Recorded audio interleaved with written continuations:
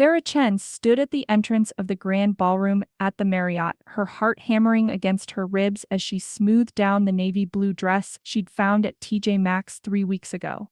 The fabric was decent enough, though she knew it couldn't compete with the designer gowns glittering under the crystal chandeliers inside. She'd practiced her smile in the mirror that morning, telling herself this would be different from high school. She was 32 now, a survivor, a mother. She had nothing to be ashamed of. "Mommy, it's so fancy," Emma whispered, her small hand gripping Sarah's tighter. At 7 years old, Emma had inherited her mother's dark hair and keen intelligence, but tonight she seemed smaller than usual in her best dress, a simple pink cotton sundress from Target that Sarah had paired with white sandals.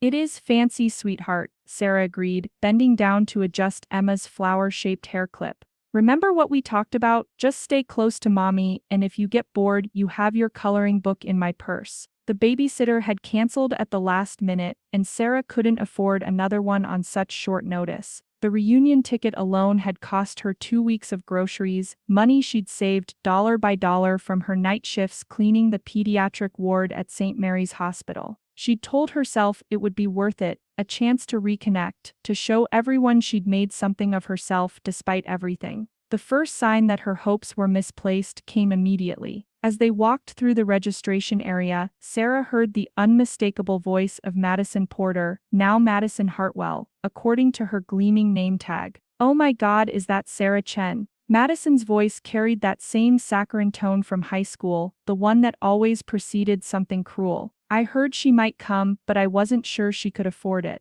Sarah's smile faltered as she turned toward the voice. Madison stood near the cocktail table, resplendent in a black cocktail dress that probably cost more than Sarah's monthly rent. Her blonde hair was professionally styled, her makeup flawless, and diamonds glittered at her throat and wrists. Beside her stood Brittany Coleman, whose social media influence had apparently translated into real-world success. Her designer heels alone likely cost more than Sarah's entire outfit. "Madison, hi," Sarah managed, approaching with Emma still clutched to her side.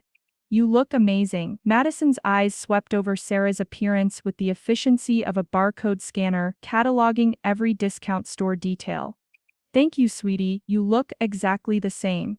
The pause before exactly stretched just long enough to sting. "And who's this little one? I didn't know children were invited." "This is my daughter Emma," Sarah said, her protective instincts flaring as she noticed Emma shrinking further behind her legs. "My babysitter canceled and how adorable," Brittany interrupted, though her tone suggested anything but adoration. She was already positioning her phone for what Sarah recognized as an Instagram story setup. "I just love how some people bring their whole lives to these things. Very authentic." The word authentic dripped with condescension. Sarah had seen enough of Brittany's social media to know that authenticity was branded and curated in her world, not lived and struggled through. "Sarah," another voice boomed across the space, and Sarah's heart sank further as Tyler Morrison approached. He'd filled out since high school, his lawyer's success evident in his perfectly tailored suit and confident stride. In high school, Sarah had harbored a desperate crush on him, writing his name in her notebooks, dreaming of prom dates that never materialized. He'd rejected her invitation to prom with a dismissive laugh that still echoed in her worst moments. "Tyler," she said carefully, noting how his eyes barely glanced at Emma before dismissing her entirely. "So Sarah," Tyler said, accepting a whiskey from a passing waiter with the ease of someone accustomed to being served. "What brings you out tonight? I have to admit, I'm surprised to see you here. Same as everyone else, I suppose. Catching up with old friends." Madison laughed, a sound like wind chimes in a hurricane. "That's sweet, though I have to ask, did you ever make it out of the cleaning business? I remember you always talked about college, but..." She let the sentence hang, unfinished but clear in its implication. Sarah felt heat creep up her neck. "I work at St. Mary's Hospital. Oh, you're still cleaning," Brittany said, her phone still recording. "That's so consistent of you. Some people really know their place, don't they?" Emma tugged on Sarah's dress, sensing the tension in her mother's voice. "Mommy, why are they talking funny?" "Nothing, baby," Sarah murmured, but Tyler had heard. "Cute kid," he said, though his expression suggested he found her anything but. "Couldn't find a babysitter, or..." His eyes narrowed with the cruel curiosity Sarah remembered from high school. Maybe couldn't afford one? The comment hit its mark. Sarah's carefully constructed confidence began to crumble as other reunion goers turned to watch the interaction. She could feel their judgment, their pity, their relief that they weren't her. The old familiar shame crept up her spine, the same feeling that had followed her through high school hallways, into the guidance counselor's office when she dropped out senior year, through the years of night shifts and day classes, and choosing between groceries and utilities. Actually, Sarah began, but Madison cut her off with a wave of her manicured hand. Don't worry about it, honey. We all make choices. Some of us just make better ones. Her smile was poison wrapped in pink lip gloss. Though I have to say, bringing a child to an adult event is interesting. Very bold of you. Emma pressed closer to Sarah's leg, her small body trembling slightly. Sarah's maternal instincts roared to life, overriding her own humiliation. These people could tear her apart if they wanted, but they would not make her daughter feel unwelcome or ashamed. But before she could speak, Tyler leaned in closer, his voice dropping to what he probably thought was a confidential whisper but was perfectly audible to everyone nearby. Some people never really leave high school, do they? Same choices, same consequences. His eyes flicked meaningfully to Emma, and Sarah realized with crystalline clarity that this wasn't thoughtless cruelty, this was calculated humiliation, designed to remind her of exactly where she belonged in their social hierarchy. The worst part was the audience. Other classmates had begun to gather, drawn by the unmistakable scent of drama. Some looked uncomfortable, others curious, but none stepped forward to defend her. She was alone, just as she'd been in high school, except now her daughter was witnessing her humiliation. Sarah's hands shook as she smoothed Emma's hair, trying to shield her from the toxic atmosphere that seemed to thicken with each passing moment. The ballroom felt smaller suddenly, the chandeliers too bright, the music too loud. She wondered if leaving now would be surrender or wisdom, but before she could decide, Emma looked up at her with those wide, intelligent eyes and whispered, "Mommy, are these your friends?" The question hung in the air like a challenge, innocent and devastating in its simplicity. Because no, Sarah realized with perfect clarity, these weren't her friends. They never had been. Sarah forced a smile for Emma's sake, but her answer caught in her throat as Madison's laughter tinkled across the conversation like breaking glass. "Oh, sweetie," Madison said, addressing Emma directly with the condescending tone adults used when they thought children couldn't detect their insincerity. "Mommy and I knew each other a long time ago. We're just catching up." But Sarah heard what came next.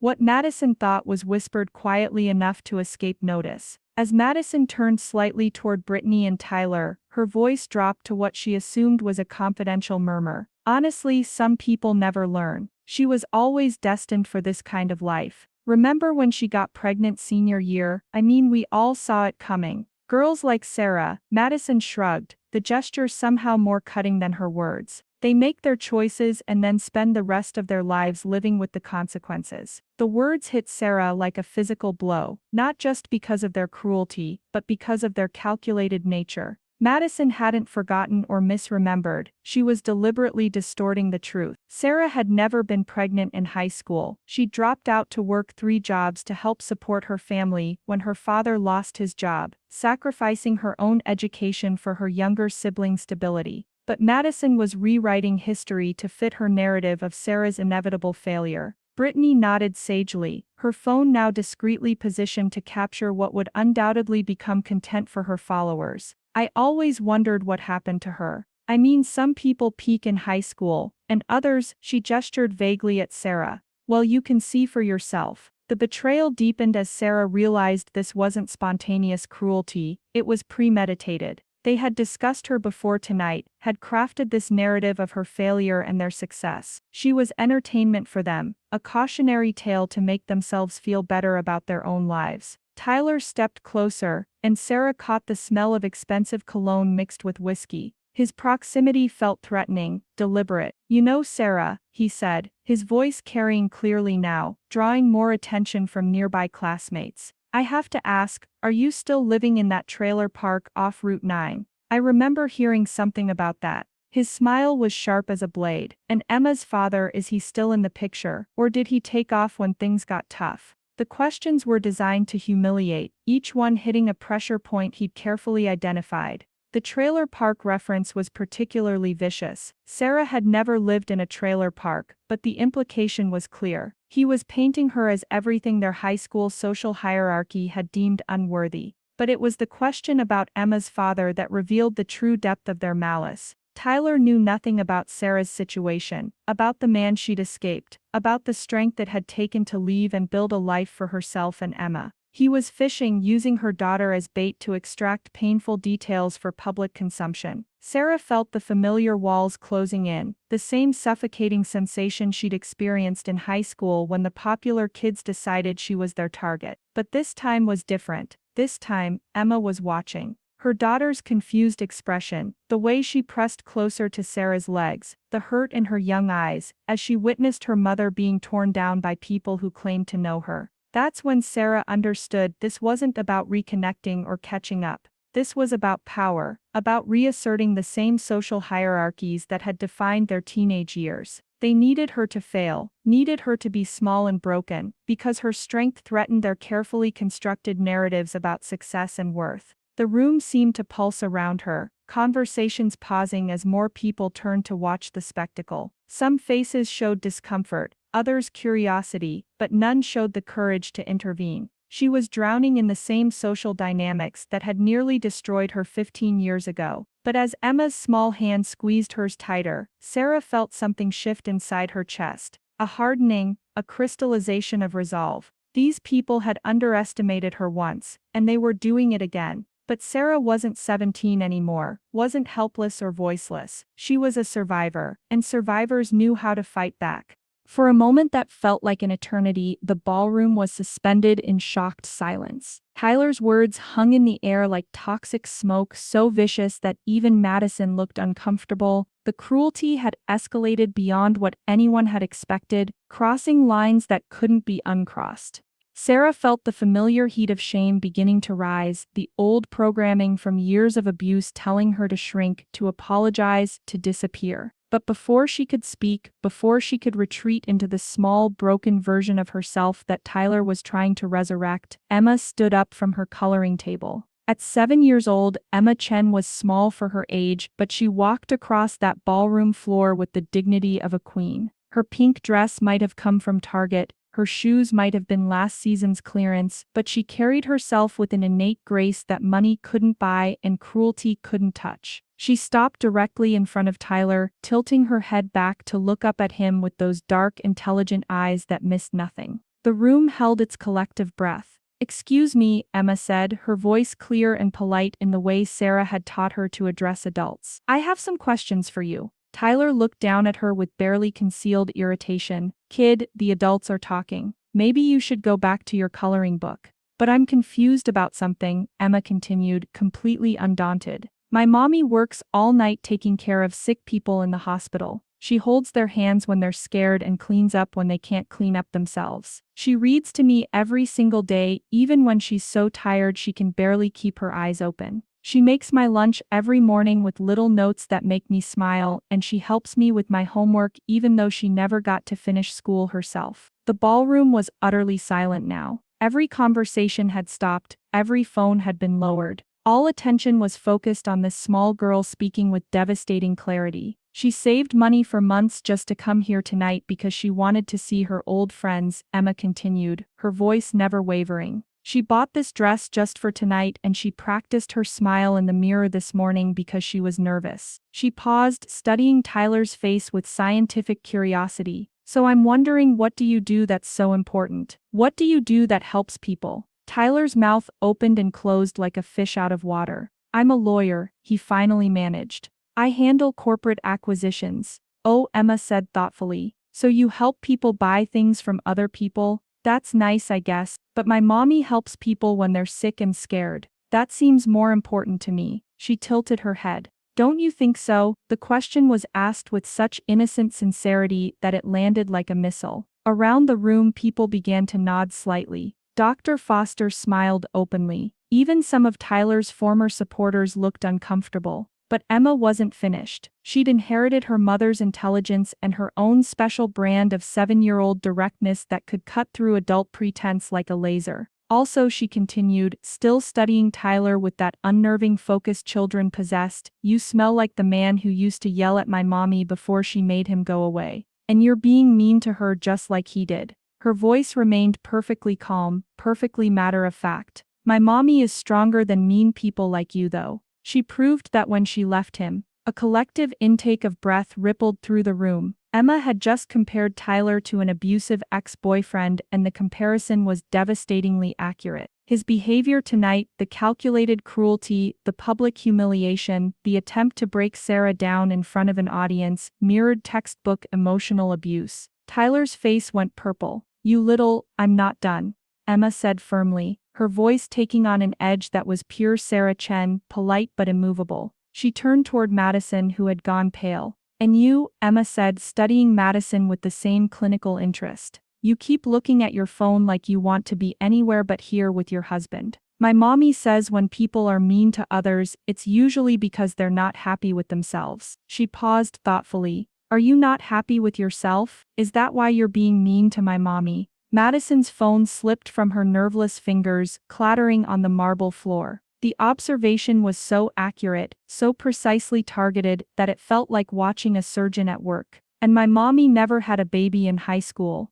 Emma continued conversationally. "She told me she had to leave school to work because her daddy lost his job and her family needed help. She said it was hard, but she was proud she could help take care of her little brothers and sisters." Emma's eyes narrowed slightly. "Why did you lie about that?" The question hung in the air like a sword of Damocles. Madison's carefully constructed narrative was crumbling in real time, exposed by a 7-year-old who had simply repeated what her mother had told her. But Emma still wasn't finished. She turned to Brittany, who was frantically trying to stop recording her Instagram story. "And you've been taking pictures of yourself all night, but nobody seems to care very much," Emma observed with devastating accuracy. "I know because my mommy showed me how to see when people like things on the internet. You keep checking, but the numbers aren't very big, are they?" Brittany's face crumpled. Her phone screen showed exactly what Emma had described: story views in the dozens rather than thousands, likes that barely registered. Her influence was an illusion, and a child had just shattered it. Emma stepped back and looked at all three of them with the serious expression she wore when considering complex problems. "I think," she announced to the entire ballroom, "that you're all just sad inside. My mommy taught me that people who are really happy don't need to make other people feel bad. So you must be very sad to be so mean to the nicest person in the whole world." She turned back to Tyler one final time. "But mostly I think you're just jealous. Because my mommy has something you don't have." "And what's that?" Tyler asked, his voice strangled. Emma smiled, then bright, genuine, devastating in its innocence. "People who actually love her." The silence that followed was deafening. In less than 5 minutes, a 7-year-old child had systematically dismantled 3 adult bullies using nothing but truth, observation, and the kind of clarity that only came from a pure heart. Tyler stood frozen, his face cycling through rage, humiliation, and something that might have been recognition of his own emptiness. Madison was openly crying, her perfect makeup streaming down her cheeks. Brittany had actually put her phone away, apparently too shattered to continue documenting her own destruction. Around the room, Sarah's former classmates began to applaud. Slowly at first, then building to a thunderous ovation that seemed to shake the crystal chandeliers. They weren't just applauding Emma. They were applauding everything she represented. Honesty, courage, the kind of moral clarity that their adult world had lost somewhere along the way. Emma walked back to her mother and took her hand. "Can we go get ice cream now, Mommy?" she asked, as if she hadn't just delivered the most devastating verbal takedown in reunion history. "I think I've been good long enough." Sarah looked down at her daughter, this remarkable little person who had just defended her more effectively than any lawyer, any friend, any knight in shining armor ever could, and felt her heart swell with pride so fierce it threatened to burst from her chest. "Yes, sweetheart," she said, her voice thick with emotion. "We can absolutely get ice cream. You've been very, very good." As they walked toward the exit, hand in hand, the applause followed them like a thunderstorm. Behind them Tyler, Madison and Brittany stood in the wreckage of their own cruelty, finally understanding what Emma had tried to teach them. Some victories couldn't be bought, borrowed, or stolen. Some strength couldn't be broken. And sometimes, the most powerful person in the room was the smallest one, especially when she had love on her side. The ice cream parlor was nearly empty at 10 o'clock on a Saturday night, just Sarah and Emma in a corner booth sharing a hot fudge sundae. Emma's legs swung cheerfully from the vinyl seat as she savored each spoonful, completely unburdened by the magnitude of what she'd accomplished. "Mommy," she said between bites, "why were those people so surprised when I talked to them? Don't kids usually tell the truth?" Sarah smiled, pushing a cherry toward her daughter. "They do, sweetheart, that's exactly why they were surprised." The events after Emma's speech had unfolded like a dream Sarah never dared to have. As they'd walked toward the exit, Dr. Foster had pressed a business card into Sarah's hand. "I've been looking for someone to head our patient advocacy program," she'd said quietly. "Someone who understands what it means to care for people. Day shift, full benefits, and it pays 3 times what you're making now. Call me Monday." Mark Stevens had approached next, his wife beside him. "Our company needs someone to oversee our healthcare facility contracts. Someone who knows the real challenges from the ground up." "Emma's right, what you do matters more than what any of us do." Jennifer Walsh had been even more direct. "My kid's school needs a nurse's aide. The pay is good, the hours are perfect for a single mom, and they have an incredible program for employees' children. Emma would thrive there." By the time they'd reached the parking lot, Sarah had collected 6 business cards, 4 phone numbers, and 3 job offers. More importantly, she'd gained something she'd never expected, a community of people who saw her worth, who valued her strength, who wanted to be part of her life. "Those people at the party," Emma continued thoughtfully, "they reminded me of the mean kids at school. They say things to make other people sad because they feel bad inside." "That's very wise," Sarah said, marveling again at her daughter's insight. "What made you decide to talk to them?" Emma considered this seriously, the way she approached all important questions. "Well, they were making you sad, and that made me mad. But then I remembered what you always tell me about bullies. They're usually scared or sad about something. So I thought maybe if I asked them questions they might figure out why they were being mean." Sarah nearly choked on her ice cream. Her 7-year-old had approached 3 adult bullies with the intention of helping them understand their own behavior. The sophistication of that emotional intelligence was staggering. "Did it work?" Emma asked. Sarah thought about Madison, who'd been sobbing in her husband's arms when they'd left, finally admitting that she'd been miserable for years in a marriage built on image rather than love. About Brittany, who deleted her social media apps right there in the ballroom, declaring she was done performing for strangers. About Tyler, who'd slumped into a chair looking like a man confronting the ruins of his own character. "I think it did, sweetheart. I think you helped them more than they helped themselves in a long time." Emma beamed at this, then returned to her ice cream with renewed enthusiasm. For her, the evening's drama was already fading into memory, just another problem solved with characteristic directness.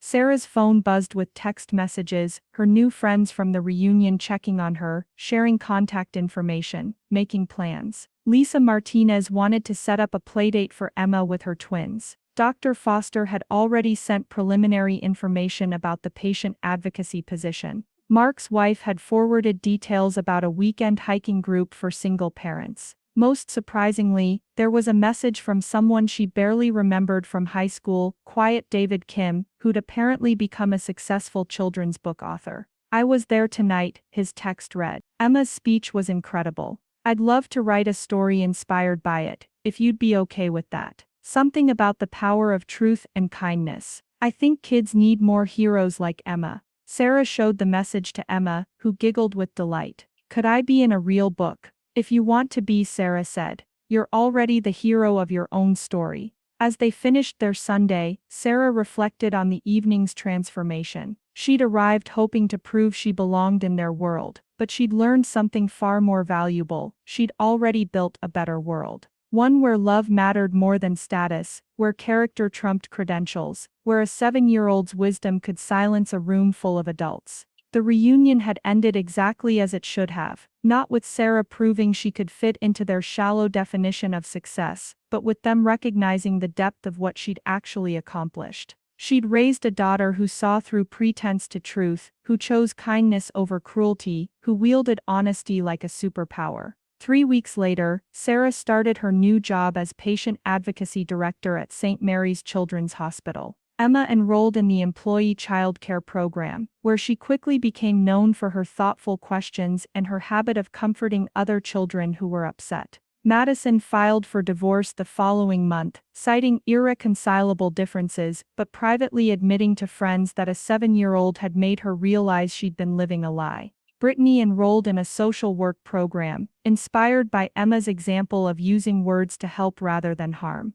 Tyler entered therapy, finally confronting the insecurities that had driven his need to tear others down. None of them ever bothered Sarah again. But more importantly, Sarah never doubted her worth again either. On Emma's 8th birthday, Dr. Foster gave her a special gift, a stethoscope, child-sized and fully functional. For the future doctor who taught a room full of adults about healing, the card read. Emma wore it everywhere for weeks, diagnosing stuffed animals and declaring them all cured by kindness. Sarah watched her daughter play, and knew that whatever challenges lay ahead, Emma would meet them with the same fearless honesty that had changed their lives forever. Some reunions were about revisiting the past, but the best ones, Sarah realized, were about discovering who you'd become, and celebrating the future you were building. One true word, one brave moment, one act of love at a time.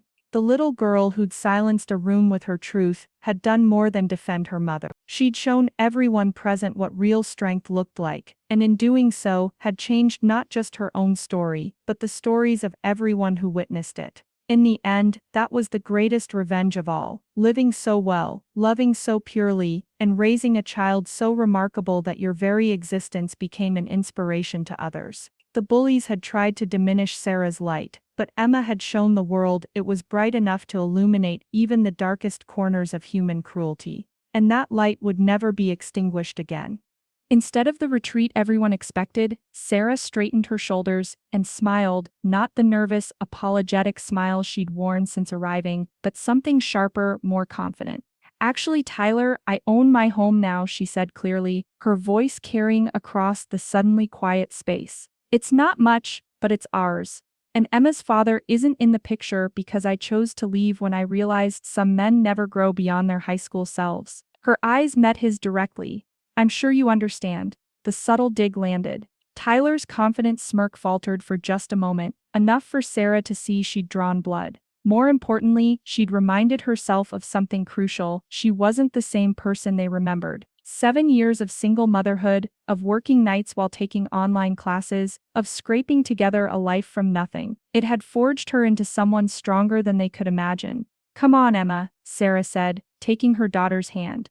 Let's get you some of those fancy cookies I saw at the dessert table. As they walked away, Sarah's mind began working with the strategic precision she'd developed from years of juggling impossible schedules and limited resources. She'd learned to read people, to find their weaknesses, to survive in systems designed to defeat her. Her former classmates had forgotten that survival taught lessons no elite education could provide. At the dessert table, Sarah positioned herself where she could observe the room while Emma marveled at the elaborate spread. She watched Madison check her phone obsessively, her fingers dancing across the screen with increasing agitation. Each buzz seemed to make her more tense, her smile more forced when she looked up to engage with others. Mommy, why was that lady so mean? Emma asked, selecting a petite four with careful concentration. Sometimes people are unhappy with their own lives, sweetheart, so they try to make others feel bad too. Sarah explained, but her attention was focused on Brittany, who was frantically posing for selfies while keeping one eye on her phone's notification counter. The desperation was palpable, each photo taken and retaken, each caption carefully crafted for maximum engagement. Sarah began moving through the room with renewed purpose, but her strategy was different from what her tormentors expected. Instead of seeking out the popular crowd, she gravitated toward the classmates she remembered as genuinely kind, the ones who'd been overlooked in high school's brutal hierarchy. She found Lisa Martinez near the memorial table, looking slightly overwhelmed by the crowd. Lisa had been quiet in school, more focused on academics than social climbing. Lisa, Sarah Chen, we had AP history together. Lisa's face brightened with genuine recognition. Sarah, of course, you were always so insightful in class discussions. How are you? The conversation that followed was everything the earlier encounters hadn't been real warm interested. Lisa was now a teacher, had married her college boyfriend, struggled with infertility for years before adopting twins. As they talked, Sarah realized something important: the people who mattered, who had actual substance, weren't part of Madison's toxic circle. Is this your daughter? Lisa asked, smiling down at Emma, who was showing remarkable patience with the adult conversations. This is Emma, she's 7 and far smarter than I was at her age. Hi Emma, I'm a teacher, I work with kids your age. What's your favorite subject? As Emma launched into an enthusiastic explanation of her science project about butterflies, Sarah noticed they'd drawn a small audience. Other classmates, people she'd barely noticed in high school but who seemed grounded and successful now, joined the conversation. Mark Stevens, who'd been in her chemistry class. Jennifer Walsh, who'd shared her love of reading. These weren't the flashy success stories Madison's group represented, but they were solid, accomplished people who'd built meaningful lives. And they were treating Sarah with respect, asking about her work with genuine interest, praising Emma's articulate answers to their questions. You work at St. Mary says, Jennifer asked. My mother was there last year for her hip replacement. The night staff there are angels, they made such a difference in her recovery. Sarah felt a warmth spread through her chest.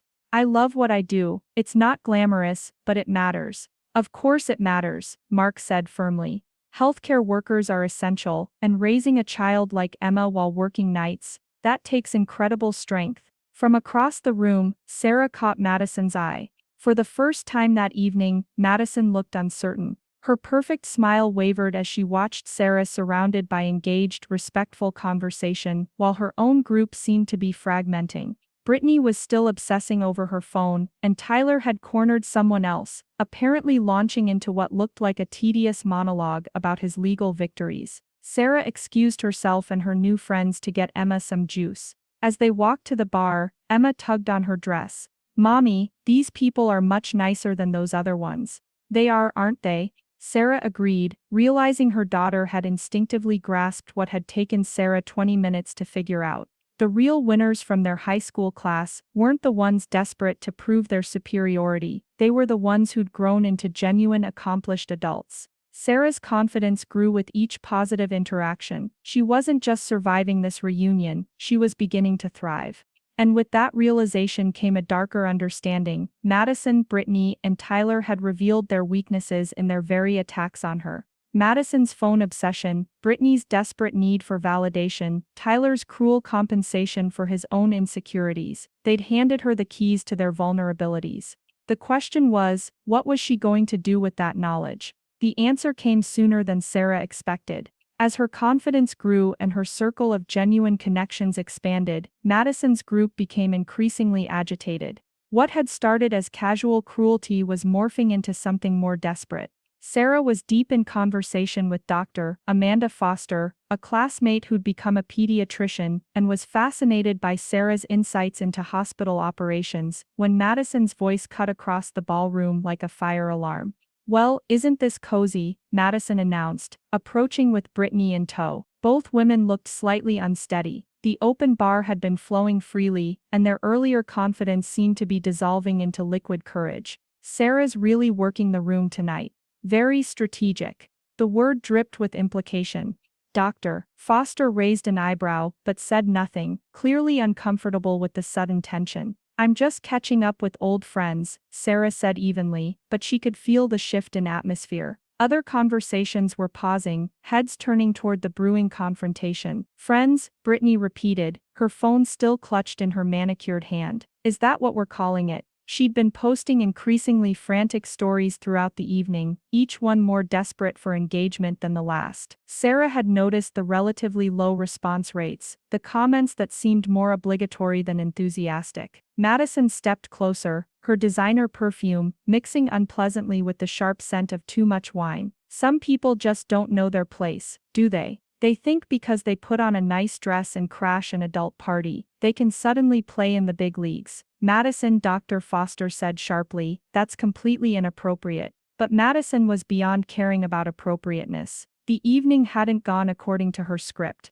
Instead of watching Sarah cower and retreat, she'd witnessed her friend building genuine connections, earning respect, even admiration. It was threatening the entire narrative Madison had constructed about their respective places in the world. Oh please Amanda, Madison snapped. Don't tell me you're buying this act. Sarah's working you, just like she's working everyone else here. She brought her kid to manipulate people into feeling sorry for her. The accusation was so vicious, so far from the truth, that several people gasped audibly. Emma, who'd been quietly coloring at a nearby table, looked up with confused concern. That's enough, Mark Stevens said firmly, stepping forward. Madison, you're out of line. But Brittany wasn't finished. She's right though, look at how she's using that child to get attention. It's honestly kind of disturbing. She held up her phone, apparently ready to document the confrontation for her social media. Sarah felt her careful composure beginning to crack. Attacking her was one thing, but involving Emma crossed a line she hadn't expected them to breach. Her daughter was innocent, pure, everything good in Sarah's world, and they were trying to weaponize her existence. My daughter, Sarah said, her voice low and dangerous, is not a prop or a strategy. She's here because I couldn't afford a babysitter, and because I wanted to show her that her mother isn't ashamed of her life or her choices. Right,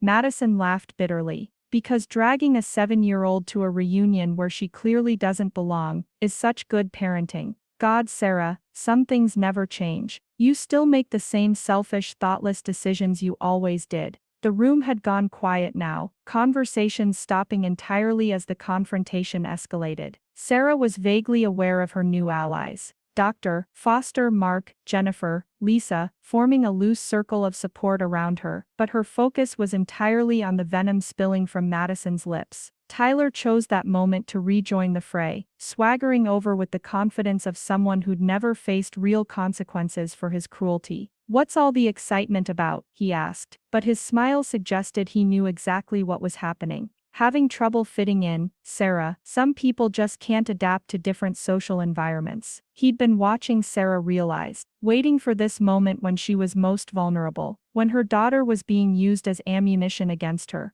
The calculation in his eyes was breathtaking in its coldness. You know what, Tyler, Sarah said, her voice carrying clearly across the suddenly silent ballroom. You're absolutely right. Some people can't adapt. Some people peak at 17 and spend the rest of their lives trying to recreate the only time they felt important. It was a direct hit. Tyler's face flushed red, but before he could respond, Emma's small voice cut through the tension like a bell. Mommy, she called from her table, her coloring book forgotten. Are those people being mean to you again? The question hung in the air, innocent and devastating. A 7-year-old child had just summarized the entire situation with brutal clarity. These successful, accomplished adults were bullying a single mother at their high school reunion, and a child had called them out on it. Tyler's expression shifted from anger to something uglier. Maybe, he said, his voice loud enough for the entire room to hear, if someone had learned to keep their legs closed in high school, they wouldn't be in this situation. And maybe they'd have learned to control their kid's mouth, too.